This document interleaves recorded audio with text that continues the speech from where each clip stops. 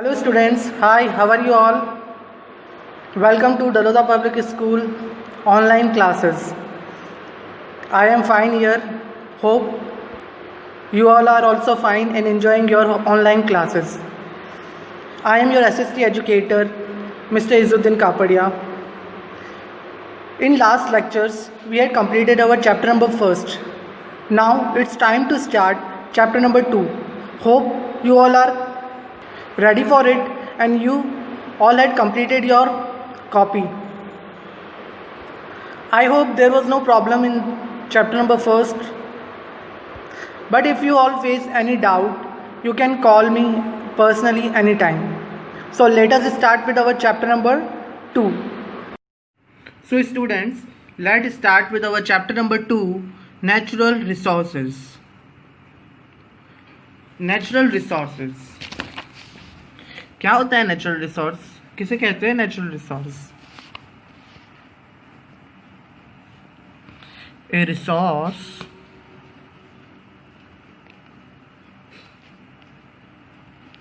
which is given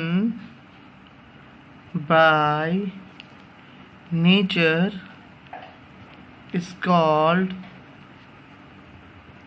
natural resource. ऐसा resource जो हमें कौन देता है? नेचर देता है, उसे क्या कहते हैं? Natural resource. Okay, now let us discuss this in detail. What we are going to learn in this chapter. First we will discuss this natural resource, classification of natural resource, uses of natural resource and conversion of natural resource. हम इस chapter में क्या पढ़ेंगे? Natural resource क्या होता है. मैंने आपको एक सिंपल से भी डेफिनेशन बताई कि what is natural resource. A resource which is given by nature is called natural resource. But वो क्या होता है एक्चुअल में? कौन सा रिसोर्स नेचुरल रिसोर्स होता है? रिसोर्सेज क्या होते हैं उसके बारे में हम डिटेल में जानेंगे. उसके बाद नेचुरल रिसोर्स को 2 भाग में क्लासीफाई किया जाता है, 2 पार्ट्स में. वो क्लासिफिकेशन देखेंगे. उसके बाद uses of natural resource, natural resource किस यूज में आता है उसके बारे में देखेंगे. So let us start with our topic natural resource. Natural resource are provided to us by nature. जैसे मैंने अभी आपको बताया कि नेचुरल रिसोर्सेज क्या होता है. ऐसा रिसोर्स जो हमें नेचर प्रोवाइड करता है उसे हम नेचुरल रिसोर्स कहते हैं. This include soil, sunlight, rocks, minerals, plant and animals. Means simply सोचो, हम अपने आसपास जो भी चीज़ें देखते हैं उसमें से ऐसी कौन सी चीज़ें हैं जो मतलब किसी इंसान ने नहीं बनाई, तो डायरेक्टली नेचर से मिली है. जैसे हम हमारी भाषा में कहते हैं कि भगवान द्वारा दी गई है हमें. तो जैसे सॉइल है, सनलाइट है, सनलाइट किसी इंसान ने नहीं बनाई. रॉक्स किसी इंसान ने नहीं बनाई. मिनरल्स, जो ज़मीन के अंदर से मिनरल्स निकलते हैं वो. Plant and animals. ओके, तो ये सब क्या है? नेचुरल रिसोर्सेज है. ऐसा रिसोर्स जो हमें नेचर प्रोवाइड करता है, जो किसी इंसान ने नहीं बनाया, उसको कहते हैं natural resource. We use this gift of nature to meet our daily needs. हम ये नेचुरल रिसोर्स जो है वो हमारा नेचर के गिफ्ट है हमारे लिए. तो हम इस गिफ्ट को किस लिए यूज़ करते हैं? हमारे डेली के कामों में यूज़ करते हैं. अब आप सोचो, खाली सोचो कि ऐसी कौन सी चीज़ें आपके पास जो नेचर ने दी गई है, जो मतलब किसी इंसान ने नहीं बनाई और आप कितने काम आ रही. लाइक अपन एक छोटा सा एग्जांपल खाली सनलाइट का ही ले लेते हैं. तो सनलाइट हमें कितनी हेल्प करती है. अगर आप सनलाइट ना हो तो दिन में भी फिर तो अंधेरा रहेगा. ठीक है, और सनलाइट नहीं होगी तो प्लांट अपना फूड नहीं बना पाएंगे. प्लांट सनलाइट की हेल्प से, फोटोसिंथेसिस की मदद से फूड बनाते हैं ना. तो मीन्स एक छोटी सी एक सनलाइट की बात कर रहे हैं तो वो कितनी यूजफुल है. उसके बिना अगर आप सोचो कि सनलाइट ही ना हो तो कैसा हो, मतलब. Okay, next paragraph. Early human did not know how to use this natural resource. Gradually they learn to harness them to make useful things that made their life easy. हम अर्ली ह्यूमंस के बारे में पढ़ते हैं. तो early humans को नहीं पता था कि इस नेचुरल रिसोर्सेज को कैसे यूज़ किया जा सकता है, क्योंकि अर्ली ह्यूमंस क्या करते थे? प्रॉपर्ली उनके पास घर नहीं था या प्रॉपर्ली कुछ भी नहीं था उनके पास. वो जंगलों में रहते थे, वहीं पे खाना खाते थे और वहीं पे गुफाओं में सो जाते थे. हाँ, इवन जो गुफा थी वो भी एक नेचुरल रिसोर्स ही था, इंसान ने नहीं बनाई थी। ओके, तो उनको पता नहीं था। फिर धीरे धीरे देखो क्या कह रहे हैं, ग्रेजुअली मीन्स धीरे धीरे, they learn to harness them. Harness them मतलब उनको कैसे यूज़ करना है, उसको कैसे यूजफुल चीज़ में कन्वर्ट करना है, धीरे धीरे उन्होंने सीखा टाइम के साथ साथ। ठीक है, आपने 3rd 4th क्लास में अर्ली ह्यूमंस के बारे में पढ़ा था कि अर्ली ह्यूमंस ने कैसे व्हील का इन्वेंशन किया, कैसे उनको एग्रीकल्चर करना आया। ये सब चीज़ें अपन लास्ट ईयर पहले वाले सालों में पढ़ चुके हैं, इसलिए वापस से सब डिटेल में आपको अर्ली ह्यूमंस की स्टोरी नहीं दे रखी है। अब खाली इतना बता रखा है कि पहले अर्ली ह्यूमंस थे, फिर धीरे धीरे उन्होंने सब करना सीखा कि कैसे रिसोर्सेज को यूज़ करते हैं। Natural resources become valuable only when we are able to convert them into useful products. Natural resources कब valuable है? तभी valuable है जब हम उसको यूजफुल प्रोडक्ट्स में कन्वर्ट कर सकें। मतलब एक रिसोर्स है जिसको हम यूज़ ही नहीं कर पा रहे हैं, तो वो रिसोर्स हमारे किस काम का। हमने लास्ट ईयर 4th क्लास में भी नेचुरल रिसोर्सेज का एक चैप्टर था, रिसोर्सेज के ऊपर था एक चैप्टर, उसमें हमने यही देखा था कि रिसोर्स कब यूज़फुल है। रिसोर्स तब यूज़फुल है जब हम उसको यूज़ कर पाए, हम उस रिसोर्स से कुछ मदद ले पाए। देखो इसका सबसे अच्छा एग्जांपल देता हूँ मैं आपको। वाटरफॉल होता है ना, वाटरफॉल, झरना, तो झरने का पानी जब ऊपर से नीचे बहता है तो वो भी एक नेचुरल रिसोर्स है, उसको भी यूज़ किया जाता है। अब आप सोचोगे सर झरने के पानी को कैसे यूज़ किया जाता है। झरने के पानी से बेटा, जो झरने का पानी का जो फोर्स होता है ना, उस फोर्स से इलेक्ट्रिसिटी बनाई जाती है। तो ये जो झरने के पानी के फोर्स से जो इलेक्ट्रिसिटी बनाई जाती है, ये अभी अभी कुछ सालों में, पिछले 10-20 सालों में स्टार्ट हुआ। उसके पहले झरने का पानी का कोई यूज़ नहीं था। तो वो नेचुरल रिसोर्स तो था, पर वो नेचुरल रिसोर्स कोई यूज़फुल नहीं था। तो क्या है कि नेचुरल रिसोर्स वैल्यूएबल कब बनता है, जब हम उसको यूज़फुल प्रोडक्ट में कन्वर्ट कर सके, जब हम उससे कोई यूज़ ले सके। तो पहले झरने का पानी बहता रहता था, कोई उसको इलेक्ट्रिसिटी बनाने में यूज़ नहीं करता था। फिर धीरे धीरे टेक्नोलॉजी के साथ हमें पता चला कि अरे वाह, इतना फोर्स है झरने के पानी का, तो हम तो इससे इलेक्ट्रिसिटी बनाई जा सकती है। तो आज झरने के पानी का भी यूज़ कर रहे हैं हम। तो टेक्नोलॉजी के साथ साथ हम अपने हर रिसोर्सेज को, अब जैसे जैसे टेक्नोलॉजी आती जा रही है, जैसे जैसे हम प्रोग्रेस करते जा रहे हैं, तो हम हमारे नेचुरल रिसोर्सेज का प्रॉपरली यूज़ करते जा रहे हैं। ठीक है, waterfalls are the gift of nature, falling water is a great force. देखो मैंने जो अभी एग्जाम्पल दिया वही आपको आगे दे रखा है। We use this force to generate electricity. ये जो वाटरफॉल के वाटर का जो ऊपर से नीचे कोई चीज़ गिरती है तो उसका फोर्स बहुत ज़्यादा होता है। ठीक है, तो उससे हम क्या बनाते हैं, electricity. There are still some resources in the world that are unknown to us and we are unaware of how to harness them. अभी भी ऐसा नहीं है कि हम सब चीज़ का प्रॉपरली यूज़ करना सीख गए हैं। अभी भी कुछ रिसोर्सेज ऐसे ही है जो हमें नहीं पता है कि उसको कैसे यूज़ करना चाहिए। जैसे आज से 15-20 साल पहले हमें ये नहीं पता था कि झरने के पानी से भी इलेक्ट्रिसिटी बनाई जा सकती है, उसका भी यूज़ करके इलेक्ट्रिसिटी बनाई जा सकती है। ऐसी अभी बहुत सारी चीज़ें होगी जिसको हम फ्यूचर में यूज़ करने वाले होंगे। ठीक है, तो आगे यही कह रहे हैं लोग कि अभी भी ऐसे बहुत सारे रिसोर्सेज है वर्ल्ड में जो हमें नहीं पता कि हमें उसको कैसे यूज़ करना है, पर शायद हम टाइम के साथ साथ उसको भी यूज़ करना सीख जाएंगे। Many countries in the world have not been able to completely use their natural resources, that is why this country have remained economically backward. On the other hand, they have spared from environmental damage that often goes hand in hand with explosion of natural resources. आगे ये कह रहा है कि ऐसी अभी बहुत सारी कंट्रीज़ है जो अभी अपने सारे रिसोर्सेज को यूज़ नहीं कर पा रही है। उनको नहीं पता कि इस रिसोर्सेज को कैसे यूज़ किया जाए, तो वो रिसोर्स को यूज़ नहीं कर पा रही है, इसीलिए बैकवर्ड है। ठीक है, और नेचुरल रिसोर्सेज को प्रॉपरली यूज़ नहीं करना कहीं ना कहीं एनवायरमेंटल डैमेज भी देता है। मतलब आप प्रॉपरली रिसोर्सेज को यूज़ नहीं कर पाओगे तो आप एनवायरमेंट को डैमेज करते रहोगे। Okay,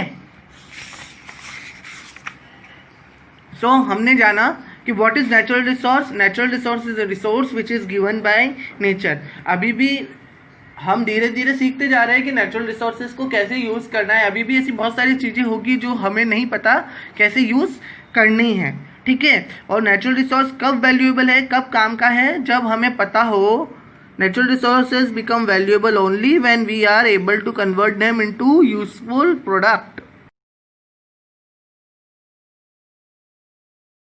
Now moving further to the next topic of the day, classification of natural resource. Natural resource को कैसे क्लासीफाई किया जा सकता है? तो नेचुरल रिसोर्स को 2 पार्ट्स में क्लासीफाई करते हैं, living resource, non living resource, या लिविंग रिसोर्स को हम कह सकते हैं बायोटिक रिसोर्स और नॉन लिविंग रिसोर्स को abiotic resource. See classification of natural resource. तो कितने पार्ट में क्लासीफाई होता है इसको? 2 पार्ट में. One is living, other is non living. Living को क्या बोलते हैं? एक और नाम क्या है लिविंग का? बायोटिक. और नॉन लिविंग का एबायोटिक. ओके, तो नेचुरल रिसोर्स 2 पार्ट में डिवाइड होता है, living resource, non living resource. Living resource is also called biotic resource and non living resource is also called abiotic resource. Natural resources are divided into 2 types, living and non-living resource. Living resource regenerate if the conditions are favorable. Living resource वापस से generate होता है अपने आप. कब generate होता है? जब सिचुएशंस और कंडीशंस फेवरेबल होती है. एग्जाम्पल से मैं आपको समझाता हूँ. Example of living resource are forest, crops, grass, domestic animals etcetera. ठीक है, तो फॉरेस्ट वापस से रीजनरेट होगा. हम सुनते हैं ना कि फॉरेस्ट से लकड़ियाँ काट ली जाती है, पेड़ पौधे काट लिए जाते हैं, और जैसे क्रॉप्स वापस से उग जाती है. ग्रास, तो जब सिचुएशन फेवरेबल होती है, मीन्स वापस से बारिश वगैरह हो जाती है, तो वापस से आपकी क्रॉप्स, ग्रास वगैरह सब उग जाएगी. वाइल्ड एंड डोमेस्टिक एनिमल्स कैसे होंगे? Wild and domestic animals reproduction से वापस पैदा होते हैं. ठीक है, तो ये कौन से रिसोर्स हो गए? Living resource. मींस प्लांट को भी लिविंग थिंग ही माना जाता है, आपने साइंस में पढ़ा होगा. ठीक है, तो जो रिसोर्स लिविंग थिंग्स होते हैं वो क्या कहलाते हैं? लिविंग रिसोर्स और बायोटिक रिसोर्स. अब हम आते हैं नॉन लिविंग रिसोर्स पे. Non living resource include land, water, air. ठीक है, ये सारी नॉन लिविंग थिंग्स है. तो ये जो रिसोर्सेज है वो क्या कहलाते हैं? Non living resource. This are inexhaustible. अब इन एग्जॉस्टेबल का मतलब क्या होता है? इन एग्जॉस्टेबल का मतलब होता है अनलिमिटेड. क्या मतलब होता है? अनलिमिटेड, जिसकी कोई लिमिट ना हो. ओके, तो this are inexhaustible means ये अनलिमिटेड है. Okay, this are also called renewable resources. कौन सा रिसोर्स कहते हैं इसको? रिन्यूएबल, जिसको रिन्यू किया जा सके. ठीक है, लाइक वाटर और एयर रिन्यू हो जाता है. वाटर कैसे रिन्यू होता है? पानी, बारिश हो जाती है तो वापस से वाटर आ जाता है. एयर हमेशा एटमॉस्फेयर में रिन्यू होता रहता है. ठीक है, मिनरल्स एंड फॉसिल फ्यूल्स. अब आप सोचोगे सर आपने लैंड के बारे में नहीं बताया. लैंड रिन्यू नहीं हो सकती. लैंड मतलब ऐसा तो है नहीं कि हम धरती को खींच के बढ़ा देंगे. लैंड रिन्यू कैसे होती है? मीन्स जैसे जैसे जगह का प्रोग्रेस होता रहता है, तो जो फॉरेस्ट वाला जो एरिया है, ठीक है, वो भी सिटी में आ जाता है. तो लोग फिर नए नए प्लॉट खरीदते, नए ज़मीन खरीदते. तो वो रिन्यू इस तरह से होती है कि आपका जो पहला हिस्सा जो आपके सिटी के इनसाइड नहीं आता था, अब वो भी सिटी का पार्ट बनता जा रहा है. अब सिटी बढ़ती जा रही है, तो वो इस तरह से रिन्यू होता है. ठीक है, minerals and fossil fuels such as coal and petroleum are also non living resources. जो मिनरल्स और फॉसिल फ्यूल्स है, जो हमने लास्ट ईयर पढ़ा था, मिनरल्स और फॉसिल फ्यूल्स क्या होते हैं? जो जमीन के अंदर से जो चीज़ें निकलती है. Okay, such as coal and petroleum are also non living resources. However they are exhaustible. Exhaustible means खत्म हो जाने वाले. ठीक है, such resources can not be replaced as. पहले तो ये लोग बोल रहे हैं कि नॉन लिविंग रिसोर्स कैसे है? इनएग्जॉस्टेबल है, मीन्स कभी खत्म नहीं हो सकते, अनलिमिटेड है. फिर बाद में ये क्यों बोल रहे हैं कि एग्जॉस्टेबल है? देखो, एग्जॉस्टेबल किस सेंस में है? वो है तो इनएग्जॉस्टेबल ही, अनलिमिटेड ही है। पर एग्जॉस्टेबल किस सेंस में है कि जो पेट्रोल, कोल और ये सारी चीज़ें, मैंने आपको लास्ट ईयर भी अपना चैप्टर था जो रिसोर्सेज का, उसमें मैंने आपको लास्ट ईयर भी समझाया था कि जो पेट्रोल, कोल और ये जो चीज़ें जो माइनिंग से निकलती है वो 1-2 साल में वापस से नहीं बन जाती। आपका जो पानी खत्म हो गया तो अगले साल वापस बारिश हो जाएगी। एयर तो हमेशा वापस एटमॉस्फेयर में नई नई बनती रहती है, ठीक है। पर ये चीज़ें जब खत्म हो गई ना एक बार, तो ये 1-2 साल में नहीं बनती, इसको बनने में हज़ारों साल लग जाते हैं, ठीक है। लाइक पेट्रोल एक बार खत्म हो गया तो वापस से ज़मीन के अंदर पेट्रोल वापस से बनने की प्रोसेस चलती रहती है, वो नेचुरल प्रोसेस है। पर वो 1-2 दिन में या 1-2 साल में नहीं बन जाएगा, उसको वापस से पूरा पेट्रोल वापस से रिन्यू होने में उसको क्या लग जाते हैं, हज़ारों साल लग जाते हैं, ठीक है। तो इसीलिए इसको एग्जॉस्टेबल भी कहा जाता है। Such resources can not be replaced as they take millions of years to form.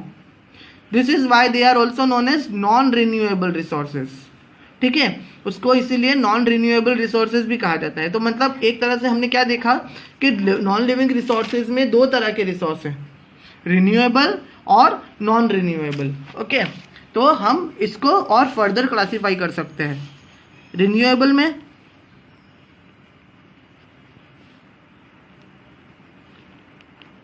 और नॉन रिन्यूएबल में।